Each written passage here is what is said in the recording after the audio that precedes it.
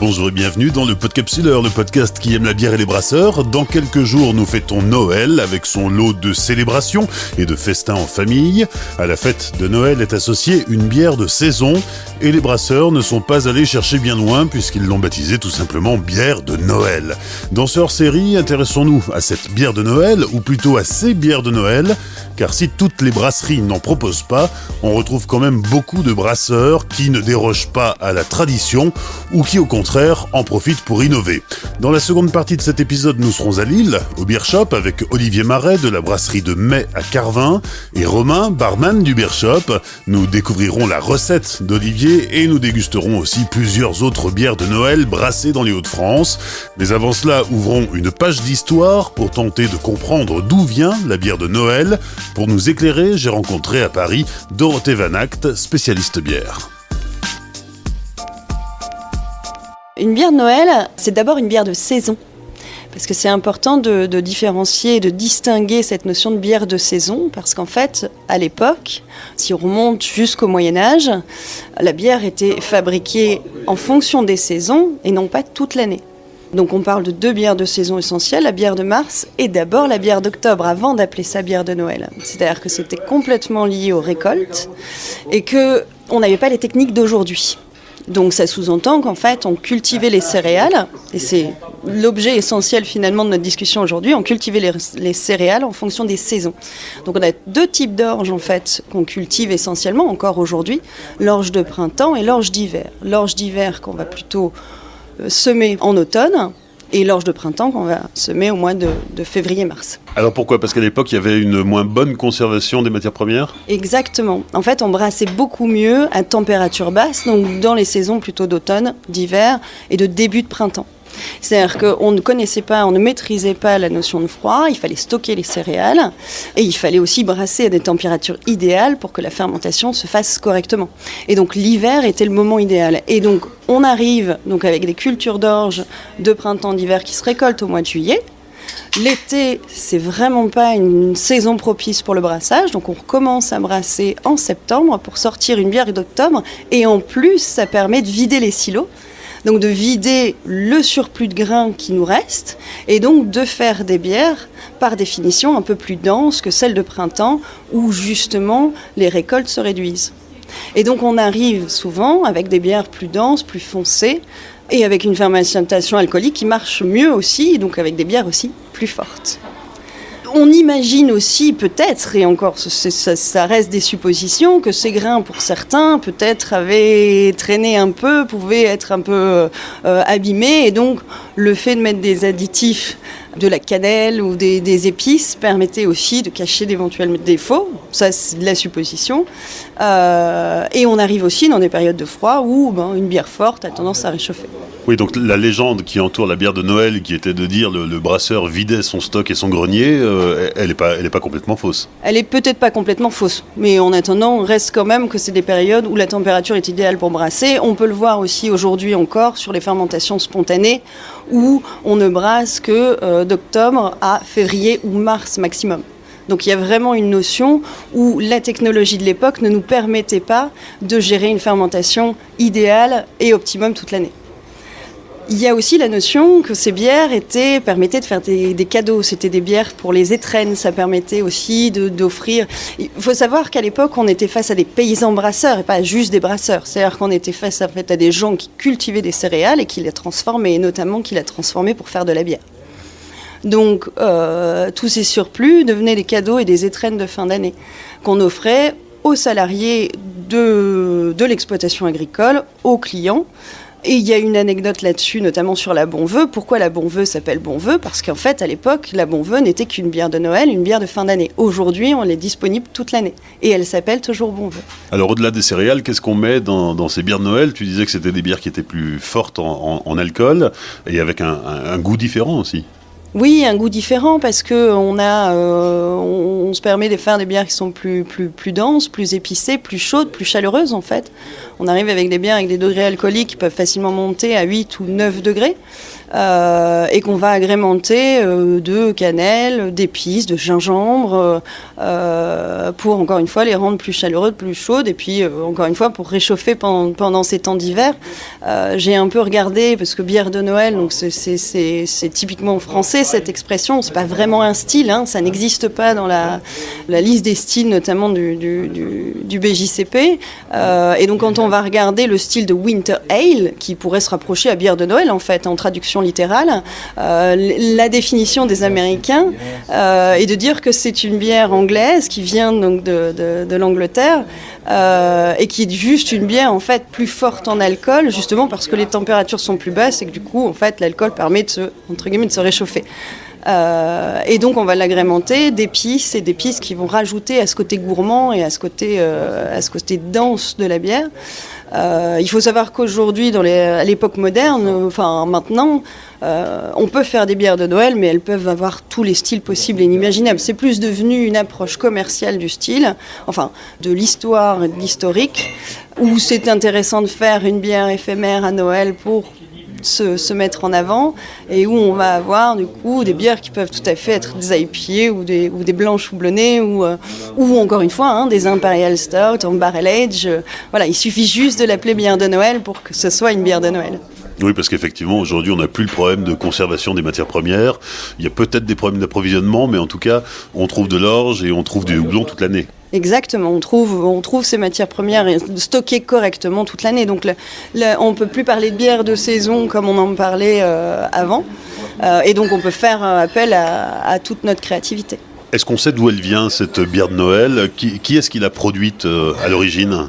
Alors, on sait qu'aujourd'hui, ceux qui surtout continuent la tradition, c'est surtout la Belgique. On retrouve énormément de bières de Noël en Belgique. De là à dire qu'il y a une région géographique, encore une fois, on parle plus de bières de saison. Donc sur ces deux saisons essentielles qui sont finalement le début du printemps et l'automne, plutôt que de zones géographiques, parce que ça dépend complètement des cultures. Donc nous en Europe, on cultive ces orges-là et ces périodes-là, donc on peut dire qu'on brassait à l'époque deux bières différentes, on va dire.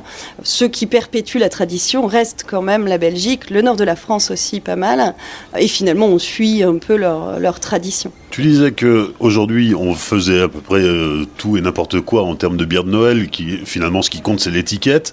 Est-ce qu'il y a des codes à respecter pour entrer dans cette catégorie de bière de Noël ? Alors, quand je dis qu'on fait tout et n'importe quoi, c'est-à-dire qu'aujourd'hui, on se permet de faire tout et n'importe quoi. C'est-à-dire qu'aujourd'hui, la bière, c'est surtout créatif. Donc, sortir une bière en fin d'année suffit à l'appeler bière de Noël. Maintenant, si on veut vraiment rester dans les codes, oui, une bière de Noël va être une bière quand même plus forte en alcool, qui va titrer plutôt vers les 8 degrés et qui va plutôt être de couleur ambrée ou brune et qui va être agrémentée d'épices. En fait. Et des épices qu'on peut retrouver, on peut penser au pain d'épices notamment. Voilà, encore une fois, c'est des épices qui ont tendance à réchauffer, qui rendent la bière aussi un peu gourmande, qui lui donnent du caractère et qui sortent un petit peu des bières de soif habituelles qu'on peut consommer toute l'année, par exemple. Voilà. Aujourd'hui, beaucoup de brasseries, en plus des traditionnelles blondes, ambrées, brunes, sortent des IPA, sortent pour certaines des bières de printemps. La bière de Noël, c'est une tradition qui se perd ou qui ne réussit pas à s'étendre dans d'autres régions que l'Alsace ou le nord de la France, par exemple ? Alors, peut-être que c'est une tradition qui pourrait se perdre si on oublie justement toute cette culture de la bière. C'est des bières qui ne sont pas forcément faciles à boire. Il faut aimer le sucre. C'est des bières qui, encore une fois, qui sont gourmandes, qui sont épicées. Et ça va à l'encontre un petit peu de toutes ces bières de soif qui sont celles qu'on va consommer au quotidien. Je pense aux Pale Ale, aux American Pale Ale, voire même aujourd'hui aux IPA. Une IPA, c'est léger, c'est amer, c'est désaltérant. Une bière de Noël, c'est chaleureux, c'est un peu plus lourd, c'est plus dense. On imagine mal demain une brasserie faire ce type de bière toute l'année. C'est toute la complexité du marché actuel de dire où on a tendance à oublier nos premières expériences, où finalement faire une triple est devenu has-been, alors même que c'est une bière, si elle est bien exécutée, elle est délicieuse. Il faut aujourd'hui savoir faire le lien entre l'époque moderne, où on est influencé par le monde entier, avec notamment, je pense aujourd'hui, aux levures Kiev qui permettent de fermenter à haute température et donc de brasser l'été plus facilement qu'avant, dans des températures, des conditions qui peuvent parfois être difficiles. Ça permet de développer une créativité immense. En attendant, c'est toujours intéressant de revenir aux fondamentaux. Et quelque part, la bière de Noël reste un fondamental dans le sens où c'est un style qui est certes plus rond, plus sucré, plus gourmand, peut-être moins torréfié qu'un Imperial Stout, et qui reste quand même finalement facile à boire et accessible au plus grand nombre. Il y a un marché de la bière de Noël. Toutes les brasseries n'en font pas ? Alors, toutes les brasseries n'en font pas. Ce que j'ai pu constater, peut-être que je me trompe, sur les brasseries qui ont plusieurs dizaines d'années d'expérience, c'est que on peut en trouver assez facilement au supermarché sur les grandes brasseries plutôt traditionnelles, on va dire. C'est vrai que ça intéresse un peu moins les petites brasseries. C'est une bonne question. J'ai pas de réponse vraiment prédéfinie là-dessus. C'est une bonne question. Tu disais que c'est une bière qui est peut-être plus difficile à boire qu'une bière très légère ou très houblonnée. La bière de Noël, on la boit avec quoi ? Elle vient accompagner quoi ? Ça se boit plutôt à table, en apéritif Comme on est dans la bière de Noël, restons dans l'ambiance Noël avec une dinde au marron, ça s'y prête très bien. On est sur une bière qui est ronde, qui est chaleureuse, qui est sucrée, sur une volaille, et avec le côté le marron qui va venir un peu assécher par sa texture un peu plus granuleuse. C'est pas mal ça. Et en dessert ? Alors en dessert, bonne question, je partirais sur un fruit rouge, on est sur une bière brune, pareil, sucrée. Alors un fruit rouge par contre, on va pas partir sur un gâteau trop sucré, donc on partira sur une petite salade de fruits rouges type framboise, un peu acidulée justement pour compenser la sucrosité de la bière. Alors aujourd'hui, le problème de la saisonnalité se pose plus vraiment parce qu'on brasse toute l'année. On a commencé à voir les changements et les évolutions, notamment sur le travail, grâce au travail de Ferdinand Carré qui lui a commencé à inventer le froid artificiel. Donc on a commencé en fait à pouvoir stocker et à pouvoir gérer les températures constantes et à être moins sujet aux écarts de température des saisons. Donc à partir de ce moment-là, on a su maîtriser en fait un brassage, une conservation plus évidente. Et on a aussi Pasteur qui a travaillé énormément, notamment sur la fermentation. Et en 1876, du coup, son traité sur la bière a permis une grosse évolution des connaissances. Jusqu'à présent, en fait, juste avant ces travaux-là, on appréhendait les changements ou les problématiques de fabrication de la bière plus sur des données météorologiques uniquement. Et après, on a réussi à maîtriser ce process de plus en plus, de mieux en mieux, ce qui nous a permis en fait de finalement brasser aujourd'hui toute l'année. Aujourd'hui, dans les grandes brasseries, je pense notamment aux brasseries du Nord, la bière de Noël est brassée au mois d'août. Exactement. Exactement, elle pourrait être brassée toute l'année. Une bière qui, de son degré alcoolique et de sa complexité, va certainement demander un peu plus de garde en bouteille, et donc ça nécessite de la brasser en amont. On prépare les bières de Noël dès le mois d'août, ou même voire avant. C'est devenu en fait un terme commercial un peu, et donc on anticipe et on maîtrise la fabrication. Et d'ailleurs, le problème de son nom, bière de Noël, c'est aussi un autre problème commercial, c'est-à-dire que passé le 25 décembre, ça y est, c'est terminé, on n'en vend plus ? Quasiment, ouais. Oui, c'est compliqué parce que du coup, il faut écouler les stocks assez vite quand même. Ouais. On se retrouve parfois en tant que revendeur, avec des stocks de bière de Noël qu'il faut mettre en promotion pour être sûr de les vendre. Ouais, ça arrive.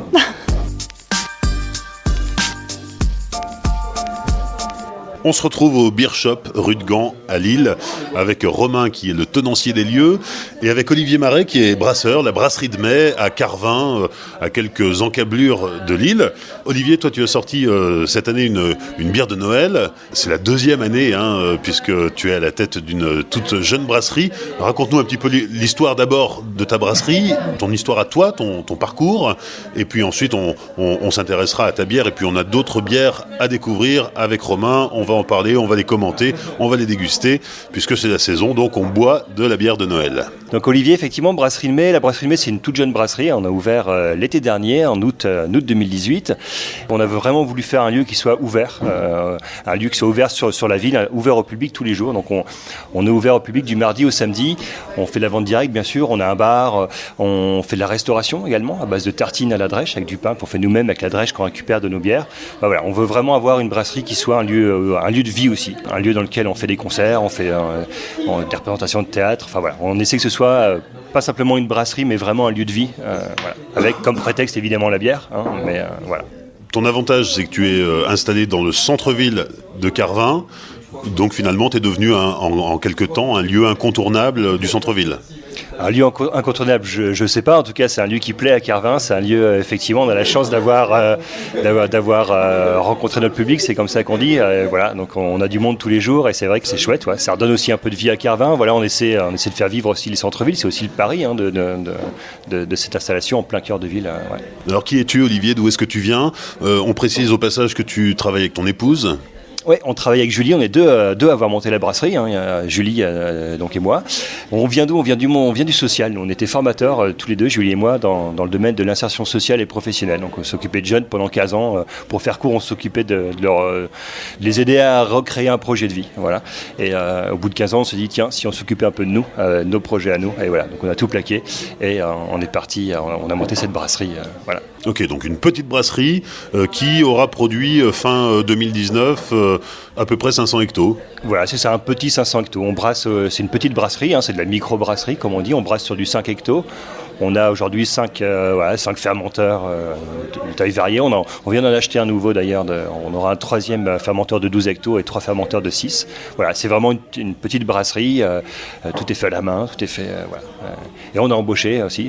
On a embauché là, récemment un apprenti là, qui Emilien, qui vient du coup nous prêter main forte dans l'aventure. 4 bières permanentes et pas mal d'éphémères, puisque tous les 2 mois et demi, tu essayes de créer une nouvelle bière. Ouais, l'idée c'est vraiment de s'amuser. Faire de la bière, c'est d'abord se marrer, c'est d'abord et puis rester créatif. Donc on a 4 bières permanentes, la Caravane, la Petite Fleur, la Nuage et la Caffu. Et tous les 2 mois, donc comme tu le disais, on sort une nouvelle bière. Et là, c'est vraiment selon l'inspiration du moment. On ne sait jamais à l'avance ce qu'on va faire. On n'a rien prévu. Et voilà, donc on a fait là récemment des bières au potiron. Là, l'actualité, c'est évidemment la bière de Noël. Mais l'idée, c'est tous les 2 mois et demi, on sort une nouvelle bière et c'est l'occasion à la brasserie de faire la fête, des soirées de lancement avec concerts, etc.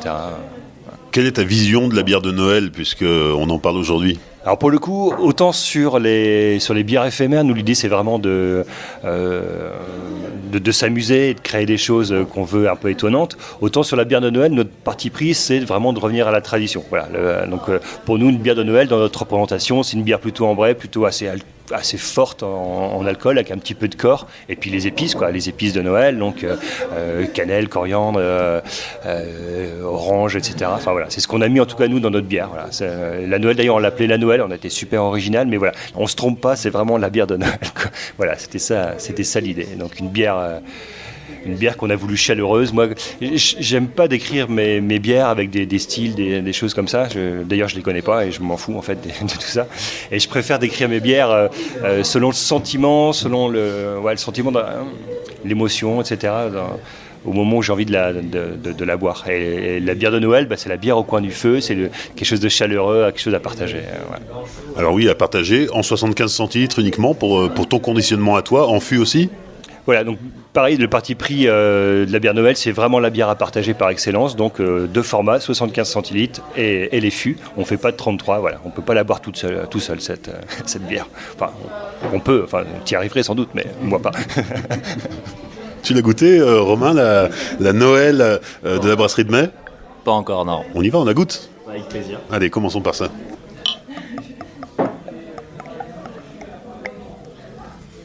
Santé.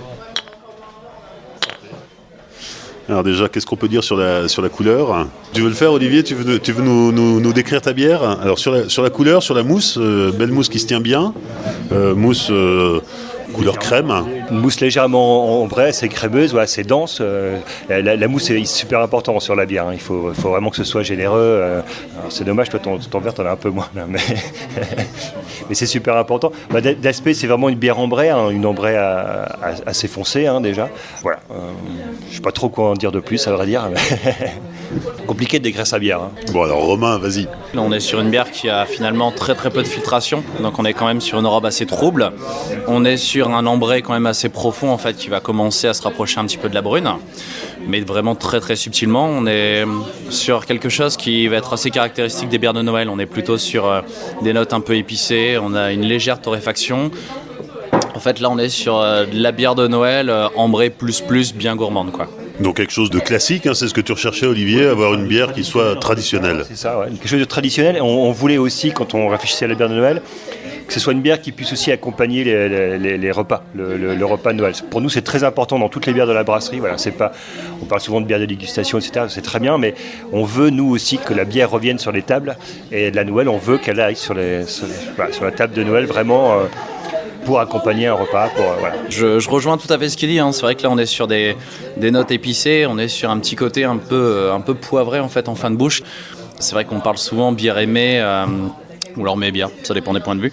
L'idée un petit peu foie gras ou autre chose en fait, avoir quelque chose qui va un peu relever et un peu épicer le mets en fait, tout simplement. Ça marche, Romain, quand on est barman, la bière de Noël dans un bar à bière, c'est quelque chose que les clients recherchent?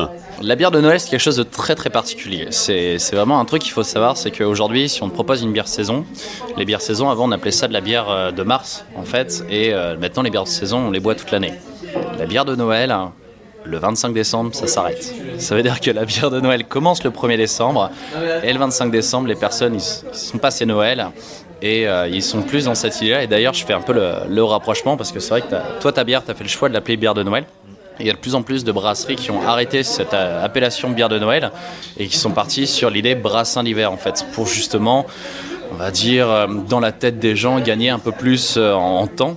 On a aussi des bières qui parlent de solstice d'hiver et tout, donc on est plus sur maintenant une période plutôt que l'appellation d'une soirée en fait. C'est vraiment ça quoi. Oui, parce qu'on peut la boire au ski, elle remplace très bien le vin chaud. Elle remplace très bien le vin chaud, de toute façon c'est les mêmes épices, hein, c'est un peu la base, mais ouais, je rejoins ce que tu disais Romain, effectivement, on a très peu aujourd'hui de bières de Noël finalement, on a beaucoup de bières d'hiver, mais moi je trouve que c'est sympa de jouer le jeu justement à fond, et tant pis si le 26 il nous en reste sur les bras, on les boira, puis c'est tout. Alors justement, quel a été ton volume de production? Là cette année on a produit 15 hectos, donc voilà. Comme l'an dernier ou plus? L'an dernier on avait fait 10 et on était tombé à court bien avant Noël, donc on a fait 15 cette année. Ouais. Jusqu'au 25, on est sûr que les gens vont la réclamer, mais effectivement, après Noël, c'est plus Noël. De toute façon, dans tous les cas, Noël, c'est apparenté comme une date où les personnes vont manger plus que possible, et donc vont boire, vont manger, ça va vraiment être quelque chose de très gourmand, ça va être quelque chose aussi d'épuisant, parce que c'est quelque part les vacances les plus épuisantes pour les gens en termes de repas de famille et tout. Et donc c'est vrai que c'est pour ça, je pense aussi, l'idée de Noël, brassin d'hiver, c'est que l'idée d'avoir été dans l'excès pendant un moment, du coup, quand on sort de cet excès, dans la tête des gens, c'est un peu plus compliqué, quoi. Mais c'est vrai que ça, c'est juste entre guillemets, un tour de passe-passe, en fait, finalement, d'appeler ça bière brassin d'hiver plutôt que bière de Noël, parce que c'est la même chose au final, quoi. Et c'est vrai, ce qu'il y a d'intéressant aujourd'hui, c'est que au-delà de l'appellation, on a des brasseries qui vont vraiment rester sur la bière de Noël très traditionnelle, de l'ambré. On va avoir des bières qui vont être un peu plus expérimentales. On va avoir des bières qui vont rester plus dans l'idée très gourmand. Et maintenant, on a par exemple des brasseries qui font des bières de Noël plutôt blondes mielleux en fait dans l'idée. Donc vraiment sortir un peu des gonds. Et donc ça donne un panel. Et la bière de Noël est devenue autant créatif que les autres types de bières. Et c'est ça aussi qui est intéressant. Je pense que maintenant, on arrive à faire tout un panel et quelque chose de très intéressant derrière tout ça, quoi. Alors après avoir goûté la bière de Noël de la brasserie de Mai, on va passer à d'autres bières de Noël, toujours brassées dans les Hauts-de-France et que tu as sélectionnées pour nous, Romain. Ouais, en fait, là, je suis parti surtout l'idée, donc pour moi, la brasserie de Mai, en plus, ça tombe bien qu'Olivier soit là, c'est un peu les brasseries un peu plus récentes, en fait, qui demandent juste à être connues parce que c'est des bières qualitatives et faites avec passion. Et moi, je leur souhaite tout le bonheur du monde. Et après, du coup, dans la sélection, je suis plus parti sur une ambrée de Noël beaucoup plus traditionnelle, une blonde mielleuse qui va un peu plus sortir de l'ordinaire et un peu plus sortir de ce qu'on peut avoir en tête des bières de Noël. Et une brune avec, là, en l'occurrence, c'est la Yule, la Solstice hiver de 2 cases bières avec du whisky, qui est sur un parti pris beaucoup plus lourd, qui est très agréable à boire, entre guillemets, connaît ses limites gustatives, dans le sens où on n'en boit pas 6 dans la même soirée, quoi. Ok, alors on passe à quoi là ? Alors là, je conseille plus de partir sur la page 24 tradition, pour commencer en fait. Donc on est sur la page 24 bière de Noël, bière ambrée, donc on est sur la brasserie Saint-Germain. Plus classique, ouais, dans l'idée, ce qui n'est pas négatif en soi, mais ce qui est plus dans l'idée d'un parti pris de... Plus, ouais, c'est ça. Sur du traditionnel, on est sur une brasserie qui est beaucoup plus connue du grand public. Et donc, c'est la bière plus accessible, en fait. Alors, on va goûter la page 24 de Noël. Je rince pas les verres, Tu rinces pas les verres, d'accord. Bon. Allez, qui veut s'y coller ? La couleur, le nez, le goût. Là, on est plus sur l'idée un peu sucrée, un peu plus pâteux en bouche, dans l'idée un peu, dans mon esprit, un peu plus cassonade en fait. On est, autant que tout à l'heure avec la Noël de Brasserie de Mai, on était plus sur des notes un peu épicées. On avait fait la blague avec le rapprochement justement avec le vin chaud en haut des pistes de ski. Là, on est plus sur le côté caramélisé, un peu plus lourd, un peu plus sucré, quoi. Ça se sert frais, la bière de Noël, ou est-ce que le froid, au contraire, va casser un peu le ressenti ? Moi, j'ai un souci, c'est que moi, forcément, on est ici dans un bar dégustation, mais on est aussi forcément là pour faire plaisir à tout le monde. Et il y a notamment quelques bières où je préférais les proposer à température ambiante, mais on va dire dans les mœurs, on est plus sur l'idée d'avoir une bière fraîche, en fait, une bière désaltérante. Après, c'est sûr que sur l'idée, là, il n'y a pas photo. Je pense qu'une bière à température ambiante de Noël va libérer beaucoup plus de subtilité, beaucoup plus de distinction d'épices, alors que le froid va donner un côté plus gourmand, entre guillemets, plus... Je dirais pas pâteux, parce que ce serait pas le bon terme, mais c'est un peu sur cette idée-là, quoi. T'as un truc à dire sur la bière du président des Brasseurs des Hauts-de-France ? Tu vas pas me fâcher avec Vincent, quand même. Non, Romain a très bien dit ça. On est effectivement sur quelque chose d'assez, là pour le coup, très traditionnel. Voilà, quand on a envie de boire une bière de Noël, on ouvre ça là, on n'est pas déçu. Voilà, on est en face d'une bière de Noël. Voilà. Mais peut-être effectivement sans cette petite touche d'originalité qu'on recherche peut-être.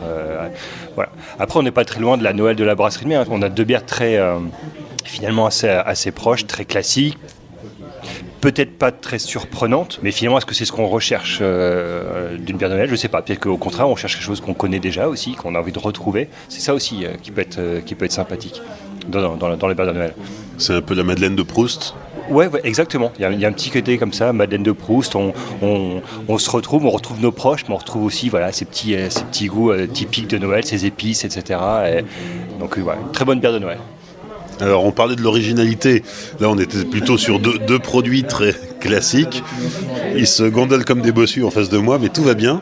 Donc 2 produits assez classiques et on va passer sur des bières un peu plus originales maintenant, que je te laisse nous présenter, Romain. On était sur la Brasserie de Mai, donc avec les notes plutôt épicées. On est passé sur la page 24 avec le côté un peu plus sucré, un peu plus cassonade en fait, encore une fois dans ma tête. Et là, je conseille de partir sur la PVL en fait, donc le brassin d'hiver de PVL, donc la PVL de Noël, qui est une blonde un peu plus mielleuse en fait, avec de la verveine citronnée et du poivre rose. Donc ce qui a le mérite en fait de sortir un petit peu des préjugés de la bière de Noël et partir vraiment sur quelque chose à contre-courant. Et finalement, quand on décrit une bière de Noël comme une bière gourmande, est-ce que véritablement, si on se base sur ça, on pourrait justement pas être inventif en disant ça peut être très bien gourmand tout en étant blond, c'est pas forcément ambré. Est-ce que ça peut être gourmand en utilisant plutôt un côté poivré et puis pas forcément plutôt le côté cannelle? Est-ce que ça peut, enfin, vraiment sur cette idée-là, quoi. Donc là, c'est un peu la bière contre-courant et c'est marrant parce que leur slogan, c'est on a fait la bière qui aurait pas pu être faite ailleurs et on est un peu dans cette idée-là, quoi. Alors on goûte. Alors rien qu'à la couleur, ça n'a plus rien à voir avec ce qu'on a goûté précédemment. Hein. Là on est vraiment sur une bière blonde, légèrement dorée, mais plutôt blonde. Hein. Blonde mielleux dans l'idée, en fait. J'associe un petit peu le visuel au palais. Donc on est sur quelque chose d'un peu plus, on va dire, crémeux Et donc ça change un petit peu des codes. Donc on est vraiment au nez des senteurs très verveines. Et en bouche, on va être sur le côté un petit peu citronné, légèrement pétillant, avec le côté un peu poivré, poivre rose. Et d'ailleurs, c'est assez marrant parce que quand on parle poivre rose aux gens, ils s'entendent avec quelque chose de très très poivré, alors qu'au final, le poivre rose, c'est pas du tout poivré, quoi. C'est quelque chose d'assez agréable à boire.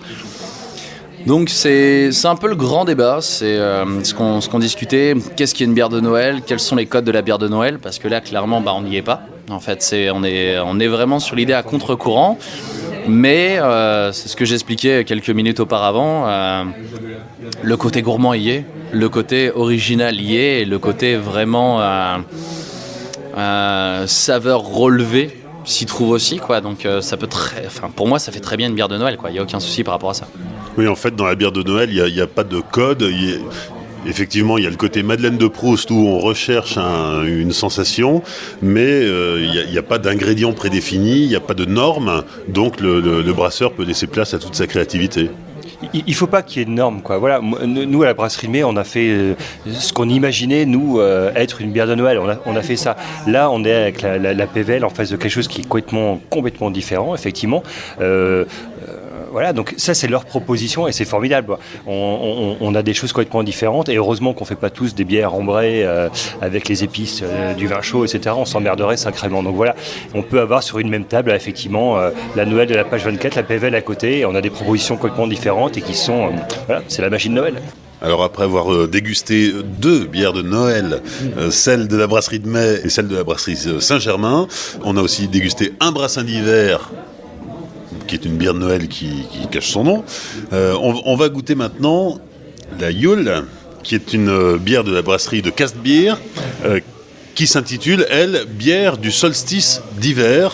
Alors là encore, c'est une bière de Noël qui ne dit pas son nom, mais qui peut se vendre après le 25 décembre. Ce qu'il faut savoir, c'est que la brasserie de Castbier travaille vraiment donc, avec tout ce qui va être solstice d'hiver, équinoxe de printemps et tout.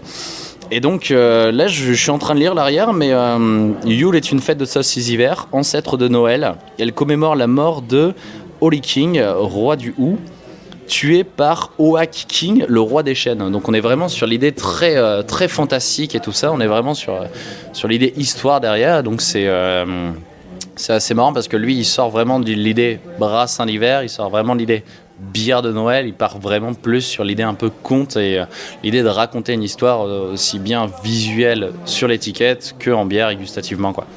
Alors ça, c'est une bière au whisky, c'est pas courant? Si, c'est courant les bières au whisky? On fait des bières à tout, donc je sais pas ce qui est courant ou pas. En tout cas, c'est une bière vraiment excellente. Enfin, moi, j'ai eu la chance de la goûter plusieurs fois, et notamment à la pression avec Gauthier. Et voilà, là, on a une bière aussi. Est-ce que là, pareil, on est dans les codes de la bière de Noël? J'en sais strictement rien. En tout cas, c'est vraiment une bière qui a sa place. Moi, je pense là aussi sur les tables au repas de Noël. Voilà, on est sur une bière moi que je trouve vraiment très gourmande, très très particulière. Je pense que c'est vraiment une bière. On l'adore ou on la déteste.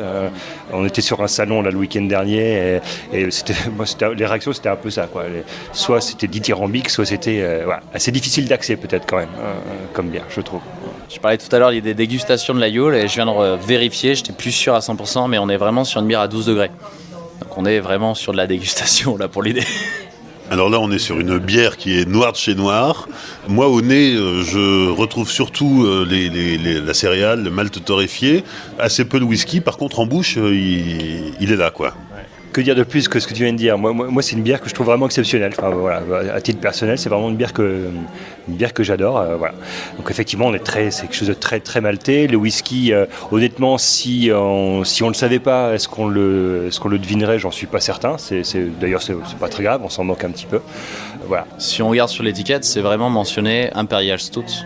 On n'est pas sur l'idée bière de Noël, on n'est pas sur l'idée bière d'hiver. On est sur une appellation Imperial Stout. Donc c'est vraiment ça qui va faire toute la différence. Après, je pense justement que le whisky va apporter ce côté plus gourmand, donc qui va donner ce côté un petit peu Noël, mais pour les amateurs de stout, ça peut se boire toute l'année, quoi. C'est pas confiné juste à la période de Noël pour le coup là. Olivier, en guise de conclusion, aujourd'hui, des brasseurs restent attachés à la tradition de la bière de Noël avec ses goûts de cannelle, où je me rappelle une année, Choulette avait fait une bière très, très marquée chocolat qui avait petit peu un goût de chocolat chaud finalement, qu'on va boire au goûter avec les enfants en rentrant du ski ou alors quand on est allé se balader dans la neige. Est-ce que aujourd'hui, donc on voit que les brasseurs évoluent, c'est bien, c'est pas bien, certains même ne brassent pas de bière de Noël. Moi, toute forme de règle m'emmerde prodigieusement, donc... Et c'est l'éducateur qui dit ça, quoi. Mais bien sûr, l'ex-éducateur. Et donc voilà, il n'y a pas de bonne ou mauvaise chose. Nous, notre proposition a été de faire une bière traditionnelle. On voit que la brasserie, la PVL propose complètement autre chose. On a des propositions totalement différentes et c'est ça qui est top. Et on n'aurait pas cette diversité, on n'aurait pas ces bières un peu trad, on n'aurait pas les bières un peu recherchées, un peu expérimentales parfois. On s'emmerderait, donc c'est très bien. Et après, tout le monde a raison. Voilà, tant que la bière est bonne en fait, finalement.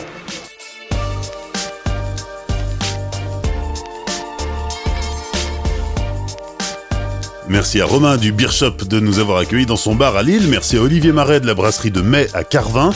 Et merci à Dorothée Van Act, spécialiste bière, de nous avoir raconté les origines et l'histoire de la bière de Noël. Puisque Noël, c'est un moment que l'on veut de fête et de joie, je vous invite à partager les photos de vos bières de Noël sur les réseaux sociaux du Podcapsuleur.